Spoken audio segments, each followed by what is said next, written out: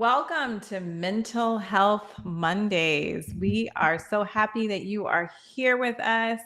Dr. Ricardo White and myself, we look forward to meeting with you each and every week. And so we are happy that you are here. We're excited about this evening's topic because we're talking about relationships and we're talking about marriage, really. We're talking specifically about 4 signs that if you have these 4 things going on in your marriage, it is telling you that that your marriage is headed in the wrong direction. And so we want to talk about those 4 elements this evening. So we look forward to jumping in to that. And if you've been watching our Saturday programming, we've been dealing with marriage through the sanctuary, and that has been amazing. We had the De Leons, which are both marriage and family therapists, on this past week, and we're going to have them back talking about continuing that discussion. But we are talking about it here on Mental Health Mondays, and we're going to take a deep dive into relationships and marriage and how to have the healthiest marriage and relationship that you can. So welcome to everyone. Welcome to my co-host, Dr. White. It's always great to do these programs with you. And we love doing the programs with you, but we like to hear you too. So if you could take yourself off of mute. Good to be with you. Good to be with you again, sis. Great. Also, yes, I got to put our let's have them tell us where they're coming from. Yeah, we want to know where you're coming from. So please put in the chat where you're watching from, I should say, not just where you're watching from. Awesome. We also want you to get updates from the Mental Health Mondays team and the Living Manna Church.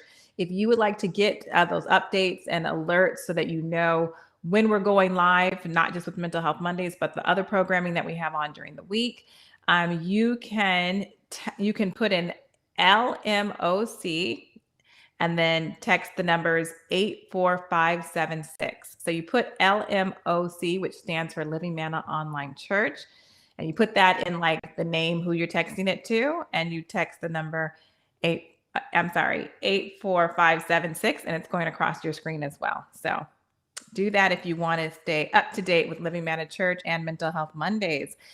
So I see we have Toronto, Canada, Anaheim, Florida, California, Trinidad, yes, Pennsylvania, Netherlands. We got That's Lamar. Nice. Welcome, Netherlands.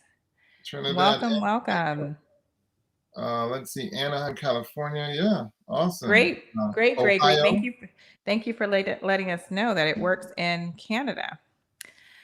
To be able to get the updates. Yes, we are welcome. We are happy to see all of you here and excited to jump into this topic. Dr. White, I'm excited. Are you excited? I'm totally excited. With all this emphasis on relationships, one would start to think this must be important. It is important. It's so important because not only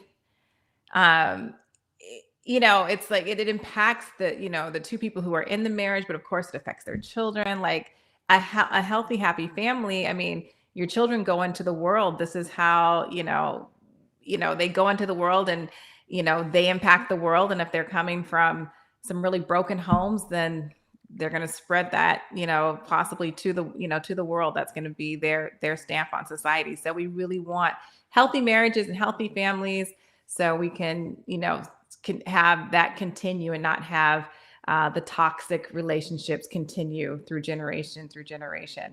And plus the statistics, I mean, we've talked about it and you were on the program, we talked about it, but the divorce rate is 50% and 51% in the church. And you brought out a very important couples who are Christians. I mean, the divorce rate is high for them too, but you brought out an important point that, the Christians are trying to live a Christian life and represent God and those type of things. So it's like the enemy could attack them even harder. But even, with that attack, they're having a much higher attack possibly than others. And their divorce rate is at 51%. So they're like, having to fight off the attack at a higher, Right. it's just a very forceful attack. So it's definitely something that we need to talk about, and people like to hear um, information that is helpful to them to be able to help their marriage, because most people don't just openly talk about, like, oh, we have this issues in their marriage and things like that, and it's understandable. You don't want to tell everybody that that's going on, but when you can just click on a button and hear helpful things that can help your marriage is beneficial, that's really helpful. So I feel like people are excited to hear about this topic as well.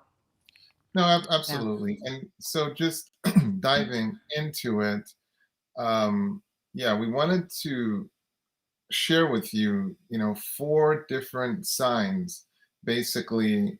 You can call them signs or symptoms that Mm-hmm. your relationship, well, they negatively impact your relationship. Right. And at the start, you talked about the importance of relationship, but like a healthy relationship is a building block of a home, of a community, of Mm-hmm. really a nation. So, Mm-hmm. a healthy relationship, it produces so many things. That's why we talk about it so much. We know that Mm-hmm. ultimately, if we can empower you with some tools Right. to help you in your relationships, it's going to go a long way. And of course, this is the start of the discussion so that you can sometimes delve into these resources further. And as always, partner with your mental health community, Of course. because we can't make recommendations, but we can start this discussion that hopefully you then take further so that you can create value in your life. For sure. So that first sign that we want to talk about this evening is criticism. Criticism. Criticism. Oh, yes. Criticism. So what exactly makes the criticism particularly toxic? Because it's one Mm-hmm. thing to share to a person, hey, this is a problem. Right. But what kind of criticism is especially toxic from your vantage point, Yeah, sis?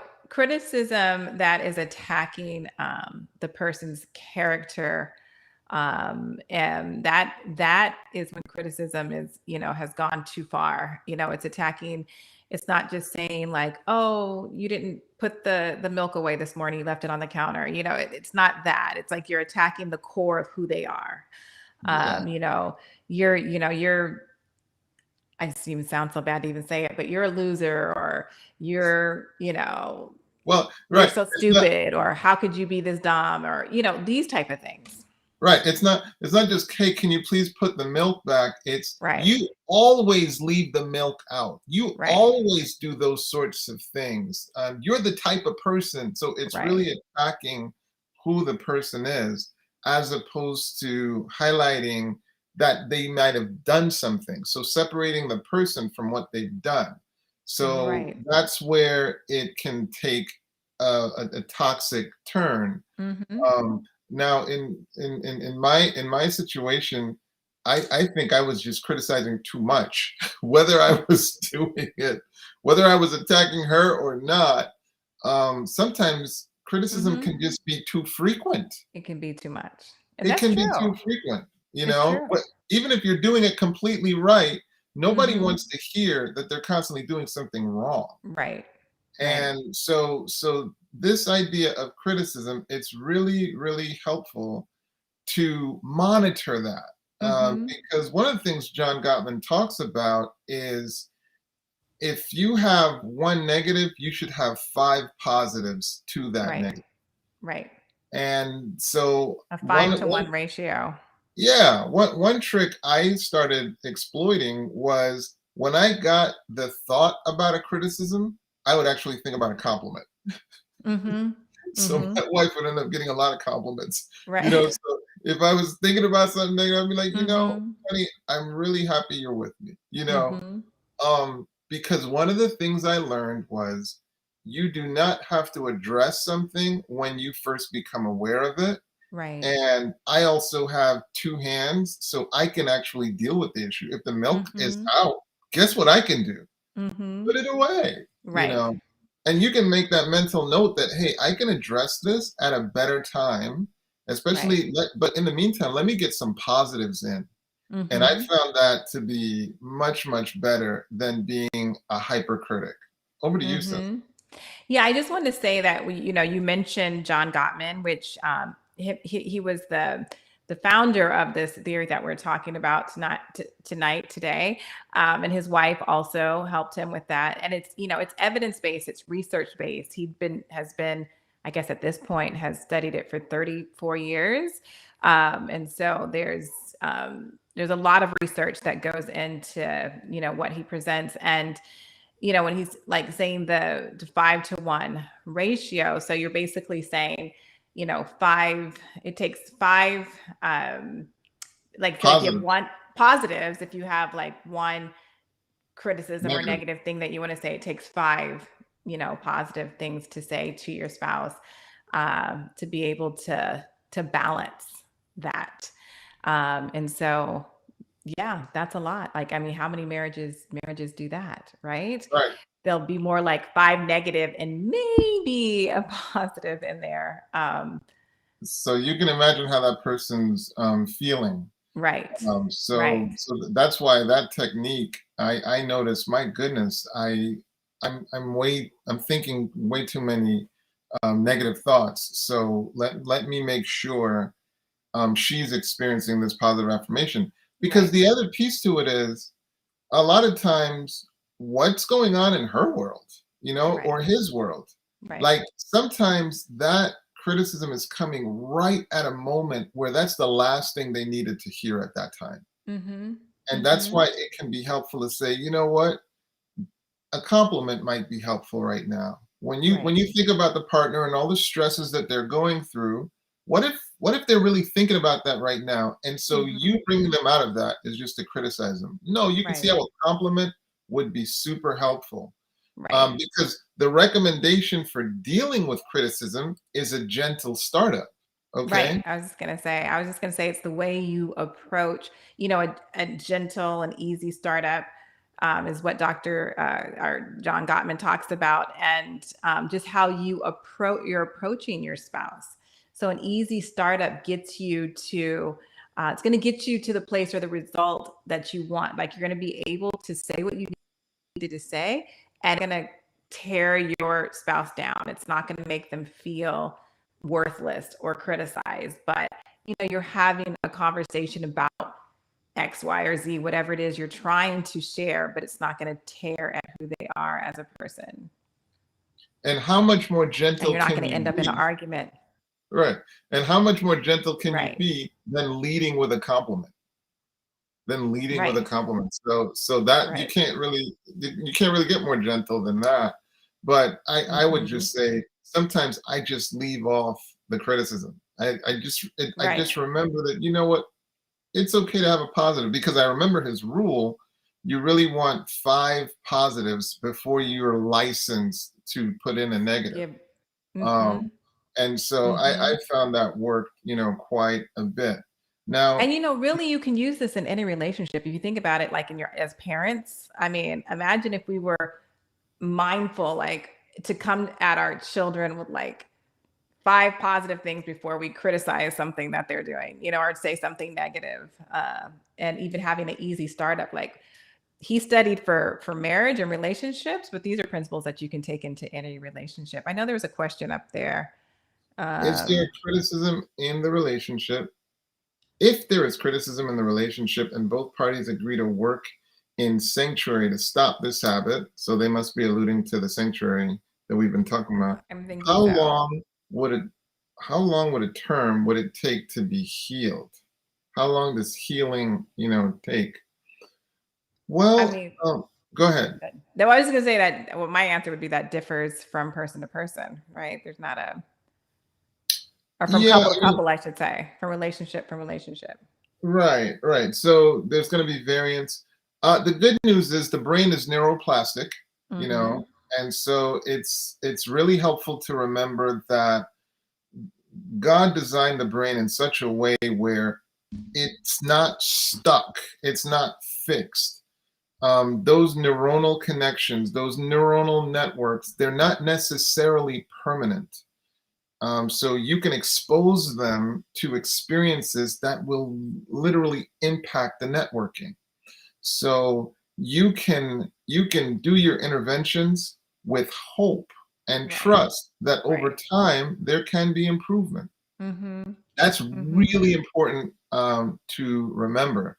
That's why when you're talking about the mind, we should be humble in doing it, because the Mhm. reality is with the right interventions, with the right experiences, change can take place because Right. of how the mind is designed. It's a neuroplastic, meaning it's vulnerable to change based on the Right. experiences and based on even the thought process you engage in. You can Right. re-network your brain, and healing can occur. In terms of a timeline, that's hard to say, Mhm. and that might be a question more appropriate for a healthcare provider that might know your specific situation. Right. But what we can say is, with time, change can take place.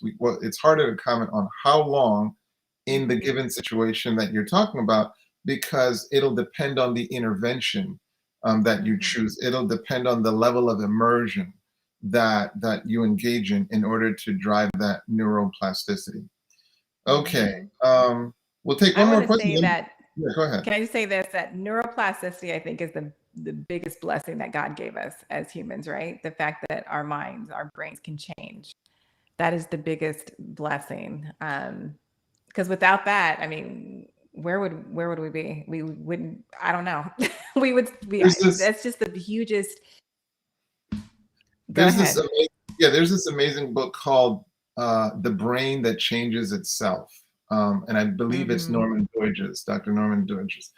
But it just catalogs some of the most amazing experiences, because it really discusses the history of the development of that idea of neuroplasticity, and Right. some of the accounts, even situations where a person experienced uh, brain damage from, let's say, a Mm-hmm. stroke, with the right rehabilitation. Right. And they talked about, for example, the POTS Institute Mm-hmm. and the aggressive rehabilitation that they would immerse the patient in, that was able to reverse Mm-hmm.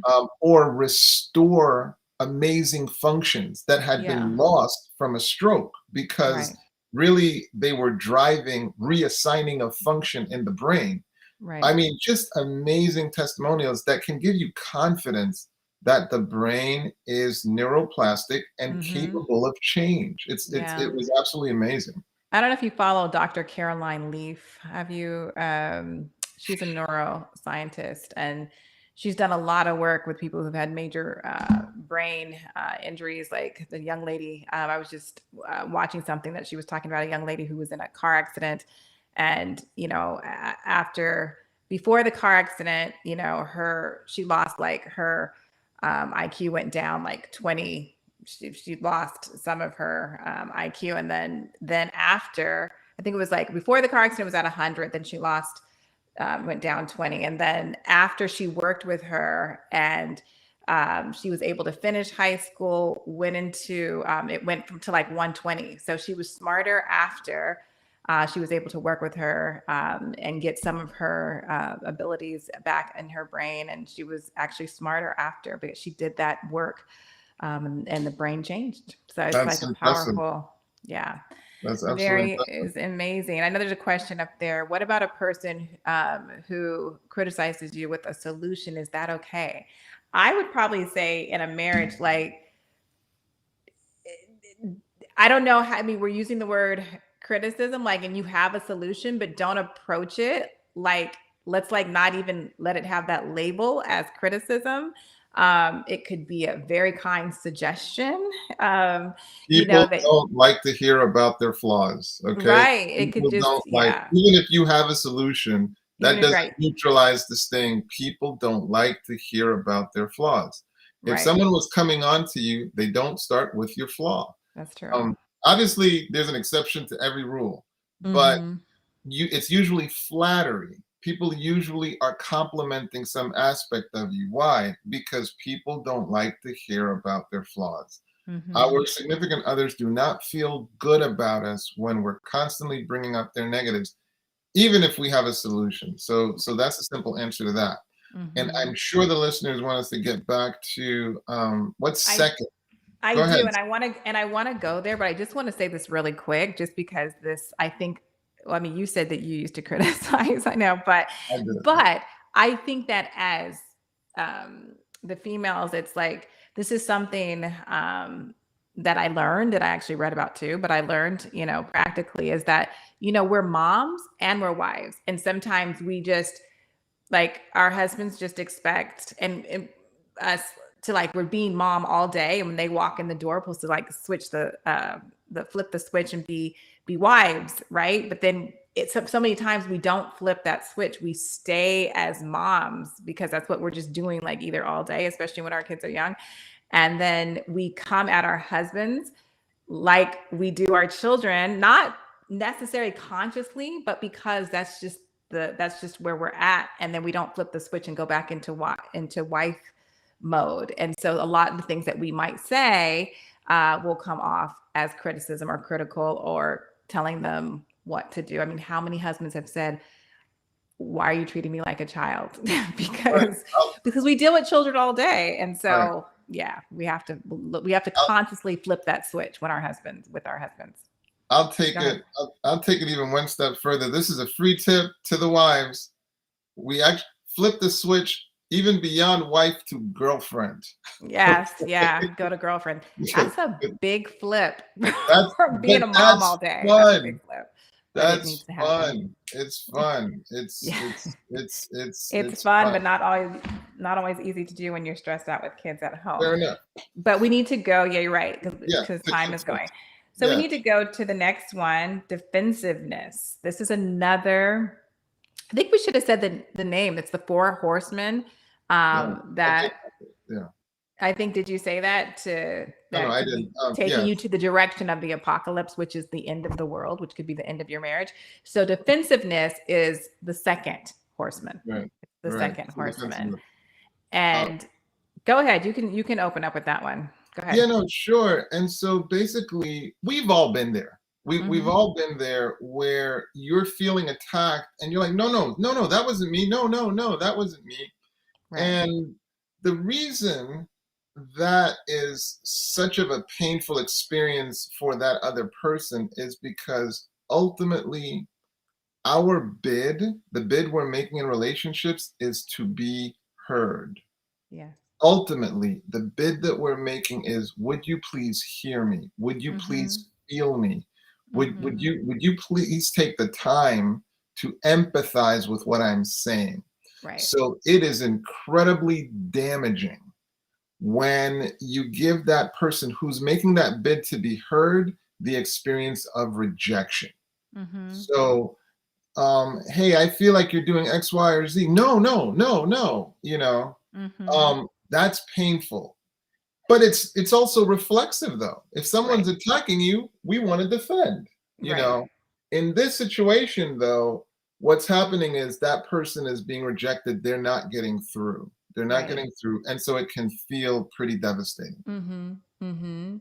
Were you gonna And say especially if there's criticism going both ways, because criticism isn't just going one way, but if somebody's, like, we're going, like, say we started with the criticism piece. So let's just say somebody's criticizing you all the time, on both sides, and then you're going to naturally become defensive. defensive? Defensive. Mhm. Basically you feel unsafe. Right. So it's not that your response is not necessarily legitimate. It's just that it's a unhelpful dynamic pattern Right. because here you're going to defend, and when a person is making a bid to be heard, if they don't feel they're getting through, there's a good chance they're going to increase their volume. Mhm. So, and that of course looks in different ways, from yelling to shouting to so on and so forth. And of course, I'm not prescribing this. I'm just Right. describing some of the dynamics that can occur. Mhm. And so this is why the goal is to sort of interrupt that dynamic, interrupt that Mhm. dynamic.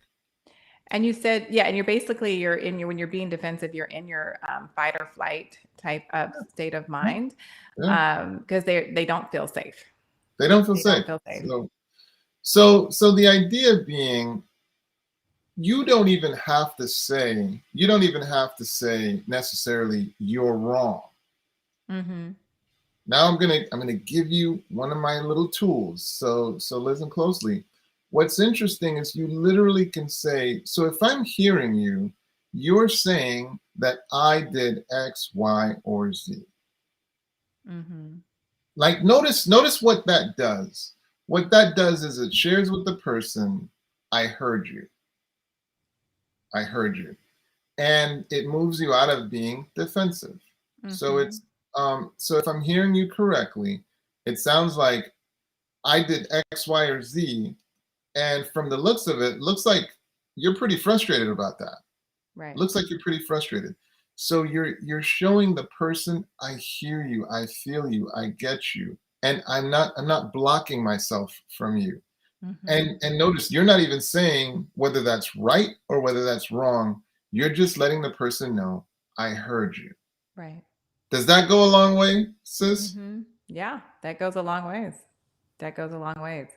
Um, yeah, this is so yeah, if if you see if these two horsemen are you recognize them in your marriage, and John Gottman has studied this again for like 34 years. It's not something that can't be reversed. It's not something, and we're going to talk about those solutions. I mean, on our next program, but it's not something that can't be fixed. So don't be dismayed like you're like, oh no, I already have two horsemen in my marriage. We're definitely doomed. You don't have to be doomed, but praise God if you're becoming aware of this. Is definitely, you see that some of these things are in your marriage. You can make that change, and that Okay. will make all the difference in the world. I know there's a question up. Let's see. Okay. If your partner is already in a fright or flight response, wouldn't most communication be hard? Okay. So Mm-hmm. the simple answer is there's a challenge, Gregory. That definitely is a challenging scenario, but Mm-hmm. your goal would be to then back and really try to connect with the partner in terms of saying, hey, my sense is you feel unsafe. It's like, what's going on that's making you feel unsafe? Mm-hmm. And then listen with every morsel of your being.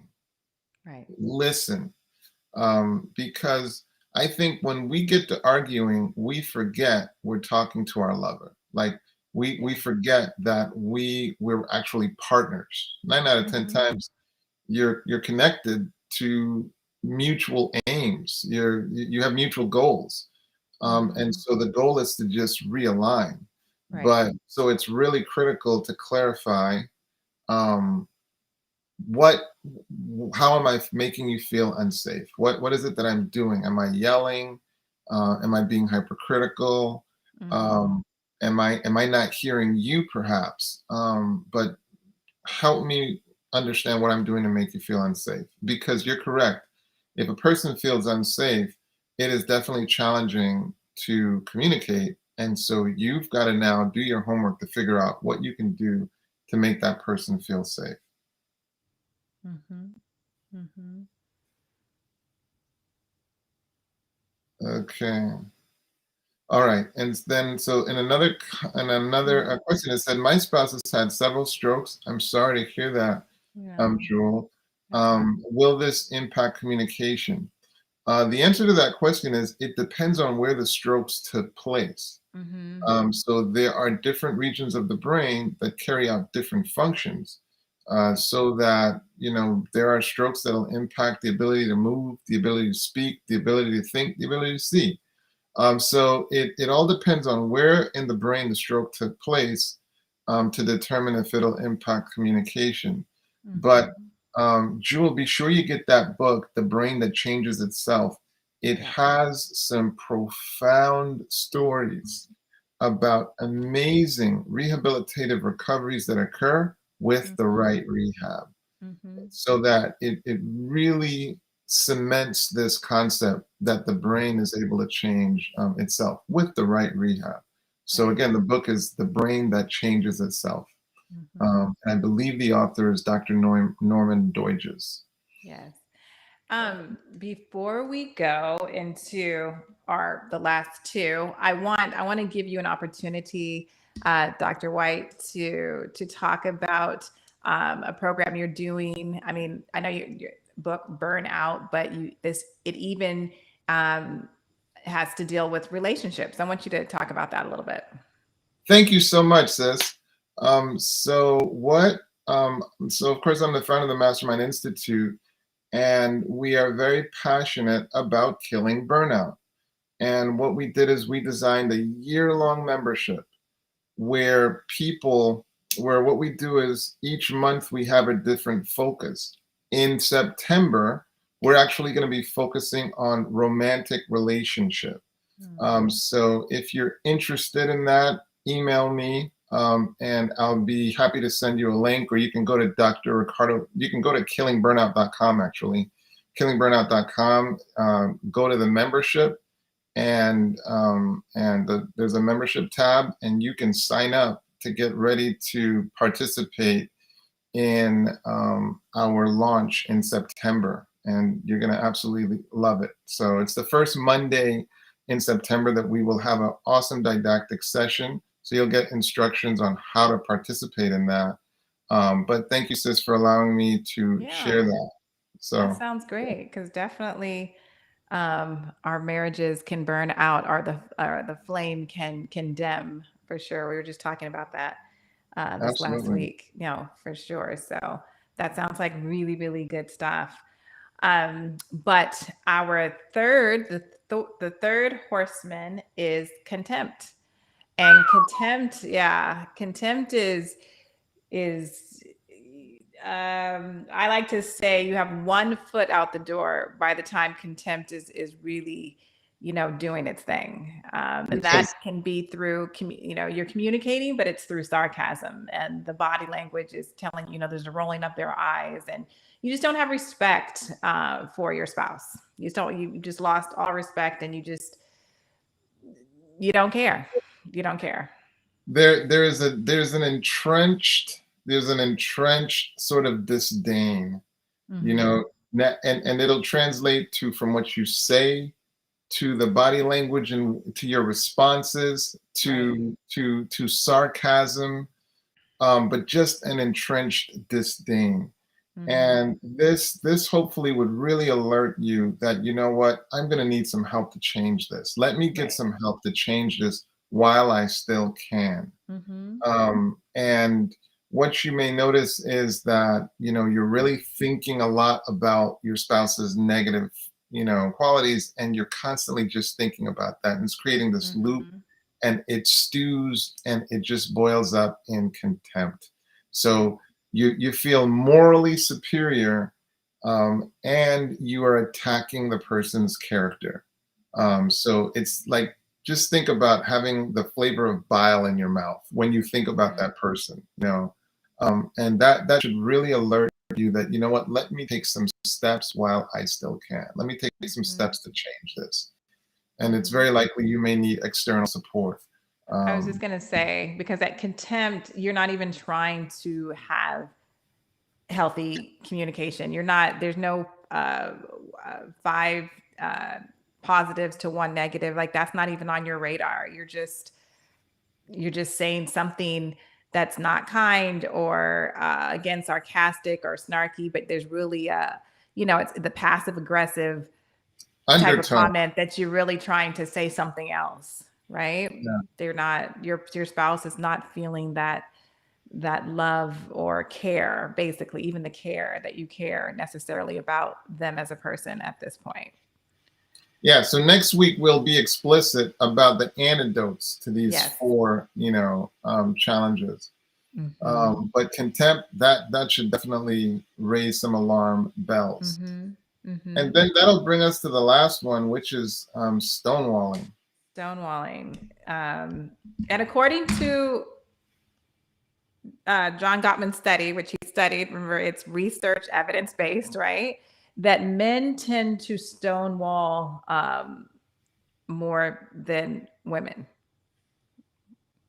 You have a according to the theory as study. you have a theory as to why? I was gonna ask you, since you're a man, I was gonna say, why do you think that is? Well, Um, I have I have I go ahead. think they just shut down. I think by the time you're in the stonewalling, you have completely just shut down. I mean, they say, that when you're arguing, at least that shows that you still care, that there's passion there. By the time you're in, that's why I said contempt is like your first step out the door. But by the time you're into stonewalling, you won't even argue. You'll just be silent. Like you're just done. And I think we can go back to the De Leons like not communicating with each other for 8 months. I still are not having meaningful conversation. I'm sure they had a baby, so there probably were little comments in between. But for 8 months, they didn't speak to each other. They were definitely 8 months, yeah, in the stonewalling.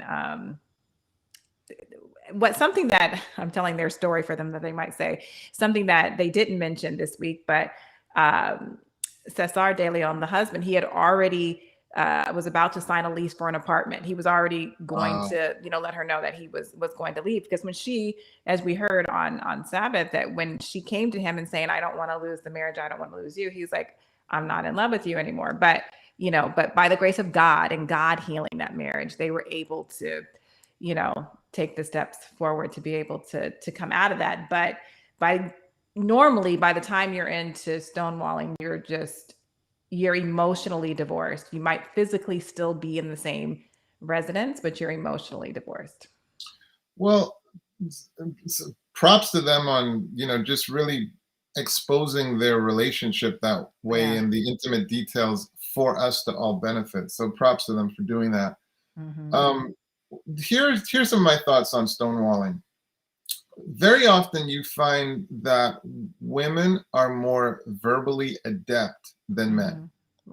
Right. Women tend to be more vocally Mm-hmm. verbally savvy than men. Yes. And it's almost like they sort of have a leg up.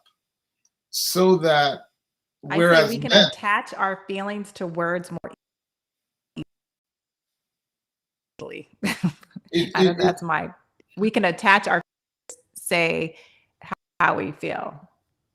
Are you there? well, Are we and, okay? and I'm here. I can, yeah. Okay. You froze up. You froze up for a little bit. But like Okay.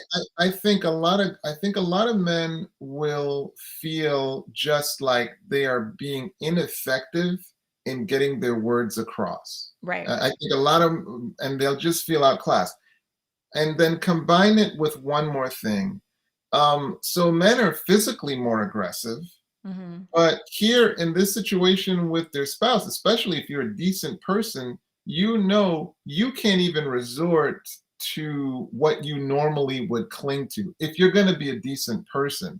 Right. So men's typical tactic is going to be to withdraw, especially when they know that I'm not trying to take it there.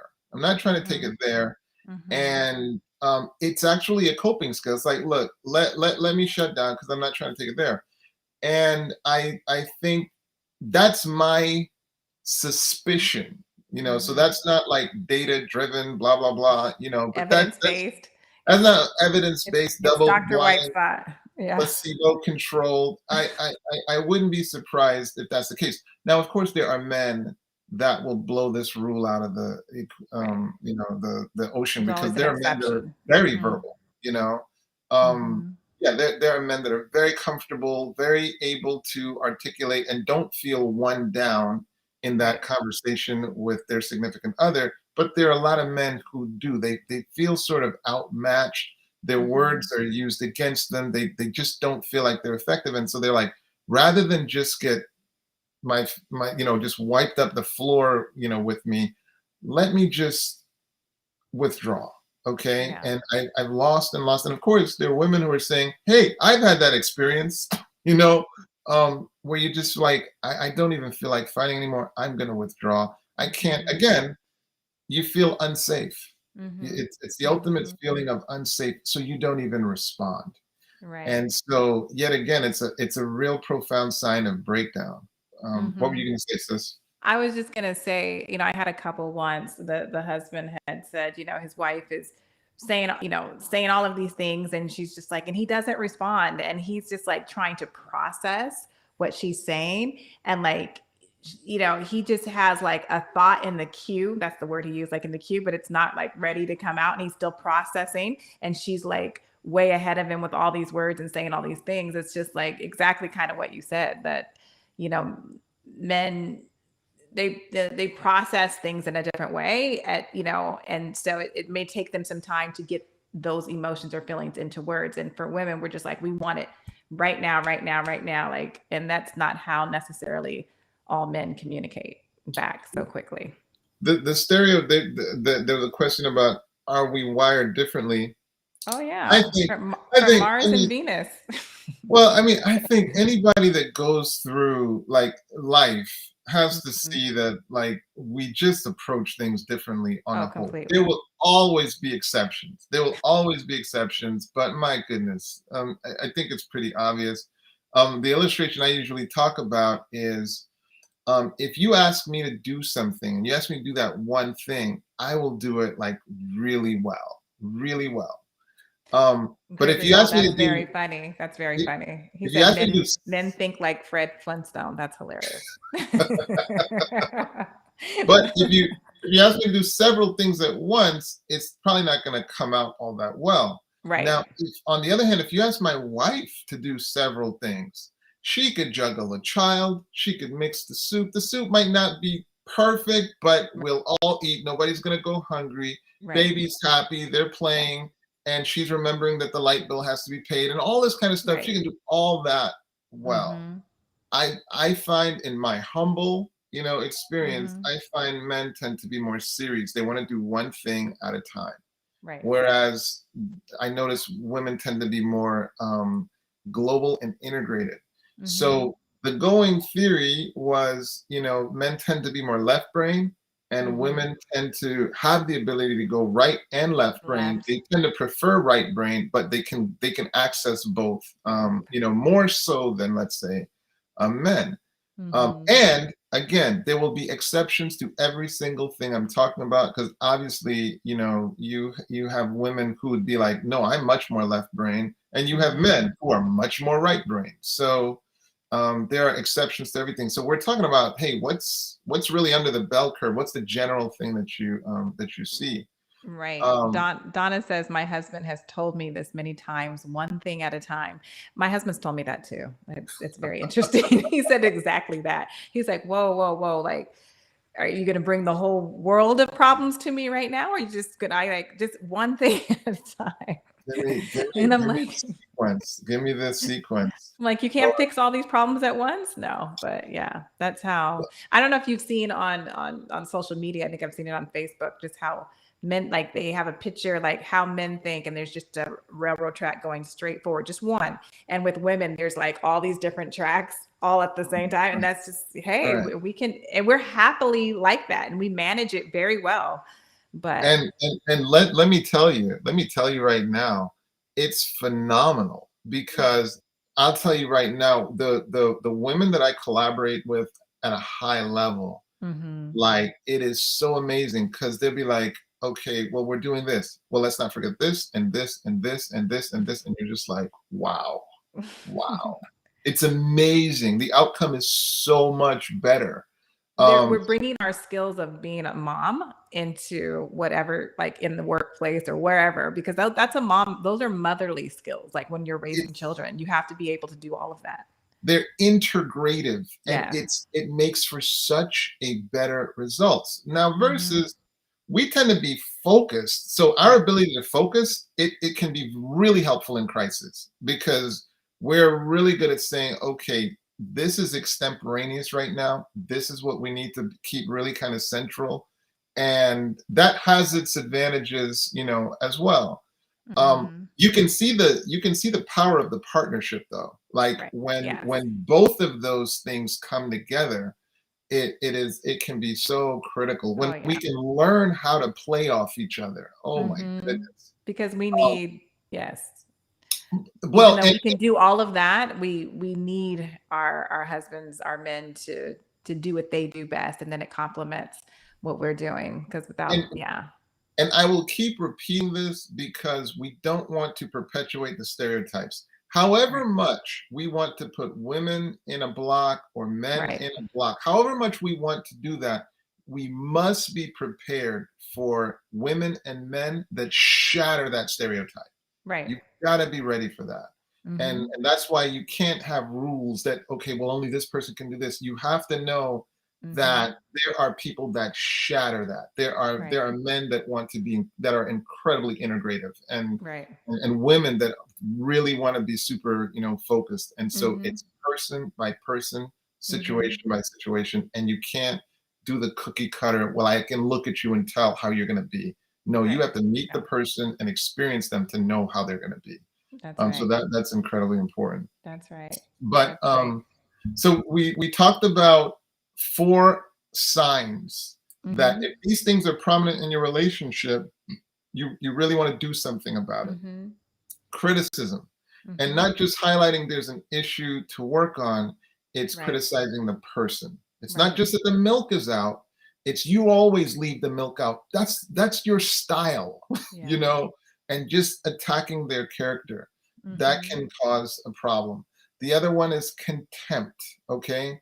So having that, just that resting sense of disgust, Mhm. disdain, um what's the word that cynicism, just Right. cynicism towards that person. um Sarcastic. yeah, Mhm. it's Mhm. really unfortunate. The other is And defensiveness. Go right. ahead, sis, what were you going No, to I say? was just gonna say defensiveness because. Defensiveness. Mhm. Imagine you want to hug a person and they look like this. Imagine Yeah. you want to appeal, you want to bid to a person and they're like this. They're Mhm. defended. And so that can be a problem. And then of course there's stonewalling. Just Mhm. I I can't help but think of learned helplessness. So with learned helplessness, a person is beat down so much that it's Mhm. just, you know what, I don't even care anymore. Whatever. Mhm. You do They've do just whatever. It's they've just just, given up. it's like they've given up. But Mhm. that's different, but I just can't help but thinking of it. But Mhm. stonewalling, where you're not going to engage. You're Mhm. tired. So your coping skill is to not engage.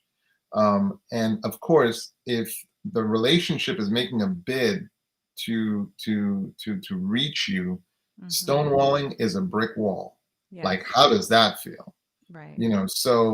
So both people are feeling devastated is what you want to see. Right. And if you're seeing these things in your marriage, like you don't have to be in the contempt stage or the stonewalling stage to be like, oh no, call 911. I mean, you could see it's like even in that, okay, we are both kind of critical to each other. And it's not a 5-to-1 ratio. And, there is some defensiveness there. It is, it's at that time where you can say, okay, we can try to be aware and try to work on these things, but if you feel like you need a little bit more assistance with it, then a therapist, a marriage therapist is something that you can call upon, a mental health professional in your area, that can help you, because you don't want it to get so bad that it's that it'll become so very difficult to put the pieces together. You want to Oh, put right. it back together as soon as you are aware, like, okay, this is a problem for us. Go ahead. Because the De Leons highlighted this, Oh yeah. that when you push past those periods of disconnection, on the Hmm. other side of that can be Right. amazing intimacy, Yeah, they and say they're closer now because of what they went through. exactly, just I can see amazing that. intimacy. Hmm. And then, of Hmm. course, there are the studies documenting that, there are people who, when they divorce, like let's say 3 to 5 years later, they're not any happier. Mm-mm. And the implications of that is not, no, stay in your marriage no matter what. That's not what Right. we're Yeah. saying. No. What it argues is that it's sometimes a really good idea to fix the issue, Right. because you would be taking the issue into the next relationship anyway. So Hmm. it would be a great idea to work on fixing it. Now, I Right. did see a statement. That's a very kind comment, Gregory. But What did he well, say? he's saying, he said, find Pastor Ivor's videos more helpful than therapists. So, and that's my husband, but I'm a therapist, so I probably have to disagree with that. Ah, Or I would say, that yes, a pastor who talks about these issues definitely can be helpful, and even those messages that Gregory is talking about can be helpful. But a trained marriage and family therapist or a mental health professional that has specialty in marriage and family issues is definitely, and Pastor Ivor would say this too, is definitely can help deal with your issues. Well, And it's like yeah, it's like in a very saying that systemic way. Go ahead. it's like saying that a marriage and family therapist can do a nice sermon. Well, Right. maybe Yeah, they but not well, like Pastor Ivory, all well, right? maybe, but like it's not going to be on the level of Pastor Ivor's, Right. sermon. Right. And so the flip is true that, when a person is taking the time to go through the discipline of Hmm. gaining skills to deal with marriage Right. therapy, and you, for example, you, Sister Tante, you have a Hmm. Christian background as Right. well. Hmm. Right. So, And you can find Christian therapists, they're everywhere. yeah, but respecting that when a person has put discipline into Right. developing a skill set, you're gonna get a more skilled product. The other thing Hmm. was I saw a statement: women are more manipulative. Is the word? No, women are not more manipulative. I can think of a ton of men who are very manipulative. So I don't think men But or men women and are. women are manipulative. Yeah, Men men and and women women are. can be Yes, we can incredibly be. can be Hmm. incredibly toxic Hmm. and incredibly manipulative. So I think that goes both ways. Right. Um, let's see. Don't say never. Always, I agree with that, and I definitely believe that. I love how committed to mental health Pastor Ivor is. So that we can say. Hmm. Oh yeah. He is not afraid to deal with the issues and Mm-mm. bring them to the forefront. So that's definitely true. We've had this Um, conversation. I say, I feel like pastors who are engaged in talking about, and they're pastors, they have to family and marital issues. I say, you guys are like the EMT, right? They can there's a major situation going on in a we can family, and then triage. yeah, they do triage. That's good. Triage, right? They They do can triage, triage, but they're with skill. They're going to get you to a right? setting that's their skill That's set. right. That's their skill set. Hmm. Um, I'm sorry I'm late, said Krista. Well, we are too, Krista. The And how do good you thing, manage? the How good do thing you is you manage? can do the replay. But go ahead. Yeah, you can definitely go through the replay. How do we manage Asperger's in a marital partner? Like, listen to how specialized that question is. How Hmm. do we thank you for asking it. But my goodness, if I were you, I would be looking at some resources. I would be Right. looking at resources in terms of what exactly is Asperger's, Hmm. so that you can understand the implications of that, Right. and so that you can then attach it to your particular situation. And then what is the impact of Asperger's in marriage? So that look at the work that could be done with understanding who is Krista, who is the partner, what is the past that both of you are bringing to the situation. Hmm. How does Asperger's color that all? And so then what would be the appropriate interventions to enrich the experience of marriage with a partner who has Asperger's? Right. So that is a very, very powerful question, but there's quite a bit of investment that could be done to gain the information to enhance that marital experience. Hmm. So Hmm. great question. Yeah, that was a A good biblical question. counselor is excellent therapist. I benefited from one. Yes. So I love how that sounds, but I don't necessarily agree. By definition, a biblical counselor is not necessarily an excellent therapist. You want to make sure that the person is biblical and that they are excellent, and not think that just because a person can quote scripture, that automatically means they're skilled to Right. deal with your issue. Right. Right. That is part of what's hurting the counseling world Right. when we don't take the time to make sure that the counselor, the therapist, has the skill set to deal with the given issue. Right. Right. Um, And so I don't know if so she yeah. meant biblical like Christian or if she just meant like they're not regular therapists, but they're just biblical counselors. I'm not sure, but And either way, um, we're happy yeah, that you benefited. We're happy that it yeah, was we're helpful. happy. But Yeah. we always want to warn people, and it takes work to find someone who's got the skills to deal with the issue that you're presenting Hmm. with. Hmm. And when you do that work, it's worth it. It's worth Yeah. it. I always say this. I started in California, in San Jose, California, and I worked at the Christian Counseling Center in San Jose, and it I would have to say at least 80 plus Christian counselors. Because some people say, like, oh, no, I just want an Adventist counselor. And I can say I worked with they were Christians, but they were some of the best counselors. Their skill set was just, On point. amazing. Like I was saying, you can find a very good counselor that can deal with your issues and is trained to do that. And also, they may not lead with their Christianity, but they're Christian counselors. And if that's what you want, and you bring that into the counseling room and session, they will follow you with that. Mhm. No, So, absolutely. hmm okay, this is a Absolutely. professional Christian counselor. Yeah, that's what I thought you Exactly. were trying to Exactly. say. Yeah. That's good. Well, we're happy, Joanne, that you found that and it was a blessing for you. Praise That's God.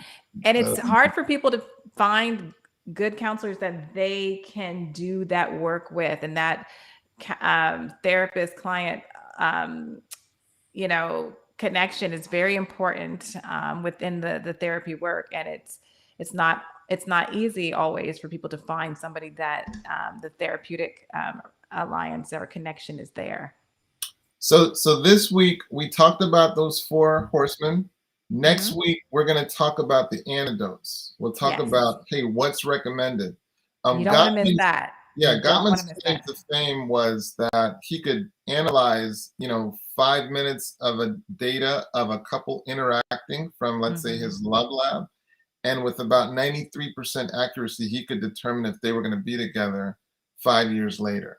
Right. So it was absolutely, amazing. But Hmm. we highlighted four horsemen that you don't want showing up, or the relationship may be apocalyptic. And so what Right. are the antidotes to those four horsemen? That's what we're going to talk about next week. Over to you, Yes. sis. Yes. So so you don't want to miss that. Definitely tune back in, share this program share it on your social media, share it with all your friends and family. And because, hey, everybody's in a relationship, whether they're married or they're in a relationship. So share this and definitely tell them about next week, because you're going to want to hear, what are the answers? What are some of the things that we can do if our marriage is either headed this direction or in this situation. So you're definitely not going to want to miss. I want to, if we can, put back up on the screen the number that they can text. I know you can text it to LMOC. So you put that in that's okay. It's coming up right now. Yes, text LMOC to 84576, and you will get text alerts of everything that Living Manna Church is doing. You will get reminders of all the programming, and even here on Mental Health Mondays, you won't, just like was it Krista, or I'm not sure who it was, who said, "Oh, I'm sorry that I'm late." You won't be Right, late, yeah. because we'll send you a reminder so that you will not miss next week's program. And so you can do that. Take that information down, and it's scrolling across your screen. And we De- invite. Go ahead. well, definitely join us on Saturday. Yes. So Pastor has committed the team to have something for you each day of the week, but he brings it home on Saturday. Brings it home. Just amazing Sabbath school, classes. Mm-hmm. I saw the session with the De Leons, and they really gave heartrending content to Mm-hmm. help you benefit. And they're Right. coming back. They're coming back so that you can delve into. That's just Sabbath school, and that's Yeah. all just Sabbath school. And then, of course, Pastor Ivor does an amazing sermon where he really breaks the bread. Yeah. And I love how he makes it applicable, so Yeah. that it's not just a bunch of theory, but it's applicable stuff. So That's what so we try yeah, to do here at Living Manna Church. Everything yeah, needs to be practical and stuff you can just take home right away. And it's practical to your life. That is yeah, that is our goal. That is our yeah. goal. So So please don't forget to give and support the ministry so yes, that these efforts can continue. Yes, and you can do that by going to our website, livingmanna.church, and you can check out our other programming that we do all throughout the week. And for our hosts that lead out, you can read and to learn about them as well there. So you can visit livingmanna.church. So we look forward to seeing you next week. Thank you for joining us today. Have a great night, evening, after, wherever you are, morning. Some people it's morning already, the next day. So have a great day. But we look forward to seeing you next week. All right. God bless Take care, you. sis. Till All next right. week. All right. Bye Bye bye. bye.